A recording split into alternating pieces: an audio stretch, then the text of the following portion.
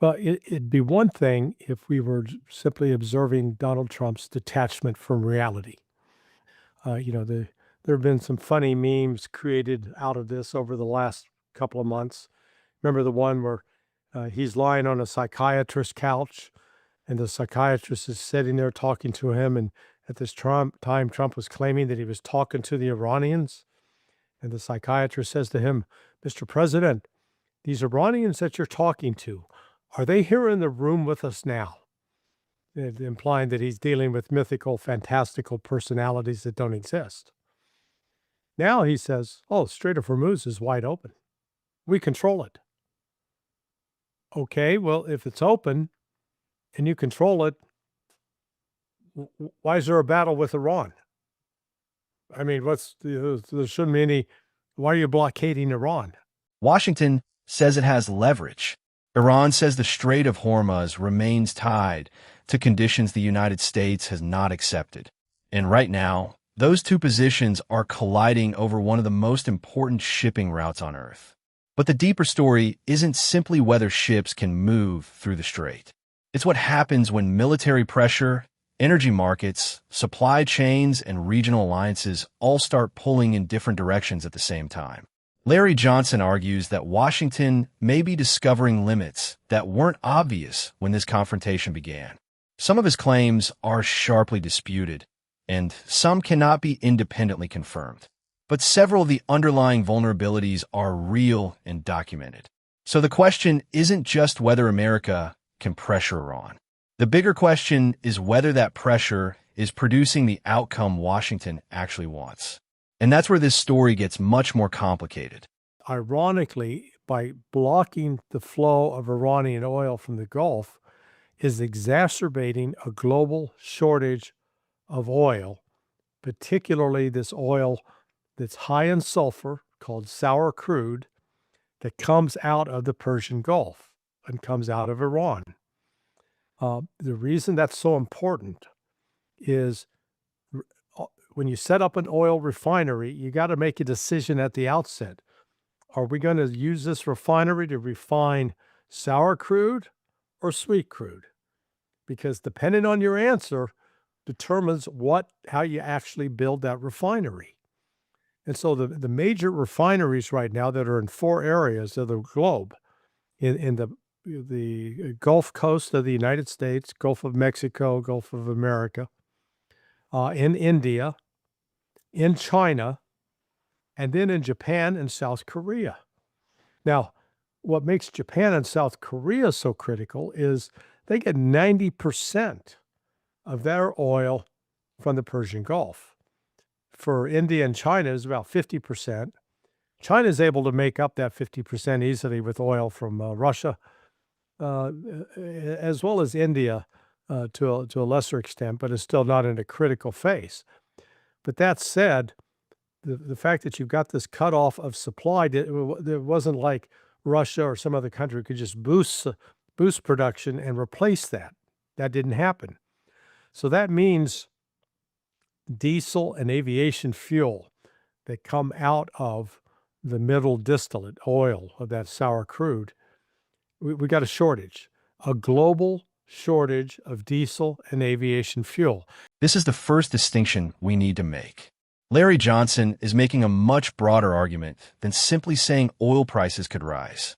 His argument is that the Strait of Hormuz is part of a highly specialized industrial network, and some of those flows cannot simply be replaced by another pipeline or another supplier overnight. That basic vulnerability is real. The U.S. Energy Information Administration estimates that roughly 20% of global petroleum liquids consumption moved through Hormuz in the first half of 2025. It also says about 20% of global LNG trade passed through the strait, primarily from Qatar. But there's an important caveat. That doesn't mean America itself suddenly loses access to 20% of its oil. The United States gets relatively little of its petroleum consumption directly through Hormuz compared with major Asian buyers. The vulnerability is global, and America's exposure comes through the wider price and supply chain system. And that raises the bigger question. If Washington can't simply force the economic system to absorb the shock, What other leverage is actually available? Then what's the issue with Iran? If the Strait of Hormuz is open and the U.S. controls it, why is Iran even relevant? Well, we know the answer to that, that Trump is lying.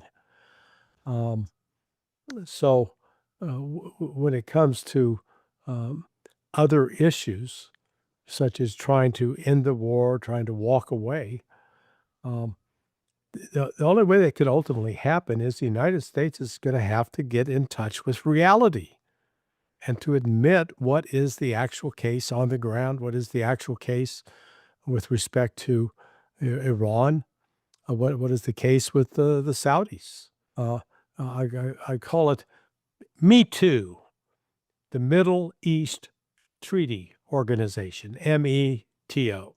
But we can call it Me Too, a new part of the Me Too movement. And this Me Too movement involves Saudi Arabia, Turkey, and Pakistan. Now, those three plus Egypt previously met in June in Cairo. And all of this came in the wake of statements out of China and out of Russia. Putin said it in Russia. Wang Yi, the foreign minister in China, said it. Both of them after they met with Foreign Minister Araghchi of Iran, that there was a need for a new security architecture in the region. And that was the purpose for that meeting in Cairo. Somehow out of that meeting, the other three decided not to invite Egypt, or Egypt decided not to want to participate right now, whatever the reason. But when they met in Mecca last week, the Turkey, Saudi Arabia, Pakistan, that was historically, religiously symbolic. Because if this was just regular government to government, agreement, they would have signed that in Riyadh. They didn't have to go all the way to Mecca. The reason they went to Mecca is because of its spiritual significance within the Islamic world. Really? So you see this even in the United States? I thought that going after Iran seemed very unlikely, simply because yes, the Saudis probably wouldn't have mind have some collective defense against Iran, but the Pakistanis I don't see happening, and as well as with Turkey, I just assume that they have their own. Well, not assumed. I know that they have their own motivations for doing this, but I thought to myself, ideally, this would in the future be capable of including Iran to make it essentially an inclusive security architecture, which seeks security with its member instead of taking on this bloc politics. That being said, if they see the United States, its position being weakened in the region, you don't want too much of a vacuum either. As you said, it could be an effort to essentially allow something new to come in and fill the vacuum, so you don't have instability. If this is the case, if it's something to replace declining United States, at least the present in the regions, that wouldn't surprise me if the Iranians would welcome it. But do you think it could actually be used against Israel, or? Yeah, well, I do, for this reason. Israel has directly threatened Turkey and they basically said, when we're done with Iran, we're coming for you. Now, I don't think that was an idle threat. I don't think that was just trash talking to be trash talking. Or at least the Turks have to take it into account as a serious threat. So now with this agreement, you've got, because otherwise Turkey, they were left time. They said, well, we're a NATO country. If we're attacked by Israel, surely we'll enact Article 5 and other NATO countries have come to our aid. And I think they looked around and realized, no, that's not going to happen at all. So we got to secure our support for us as a Muslim nation.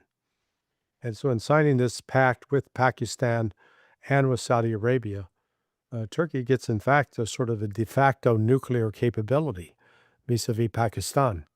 And Pakistan has vowed to protect and to share and to defend Turkey on that front. So this is, this is pushed it into a whole new arena. This is where the story changes. The issue is no longer just whether Washington can pressure Tehran. The region itself is beginning to think about security differently. On August 7th, Saudi Arabia, Turkey, and Pakistan signed the Mecca Joint Defense Agreement. Reuters describes it as a mutual defense arrangement under which an attack on one would be treated as an attack on all, although the practical military commitments remain undefined.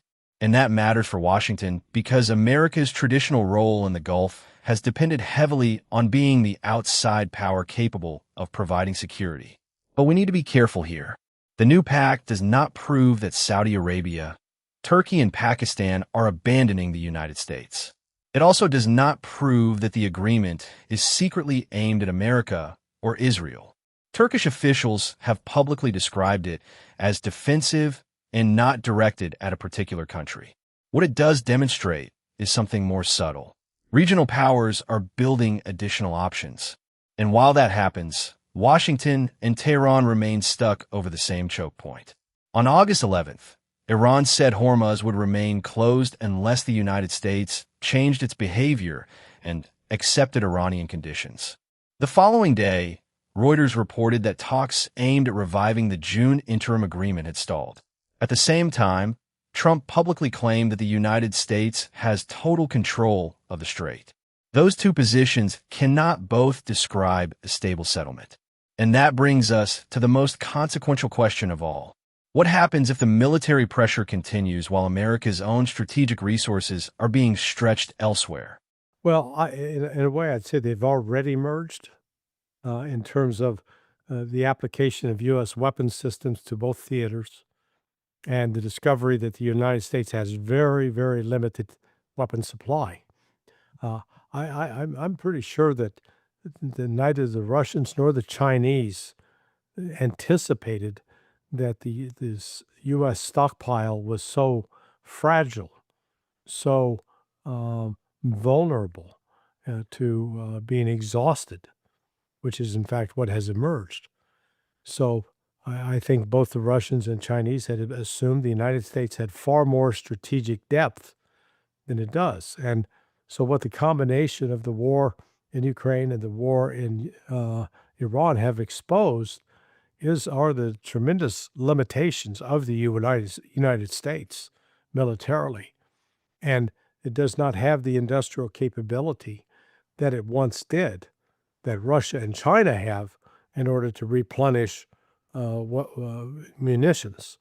In fact, it looks, what is exposed to the United States is so vulnerable, so dependent upon in China and to a lesser extent Russia, that it can't operate independently. It's a dependent power. So I think that has been one of these aspects that have come as a surprise where the two theaters are integrated.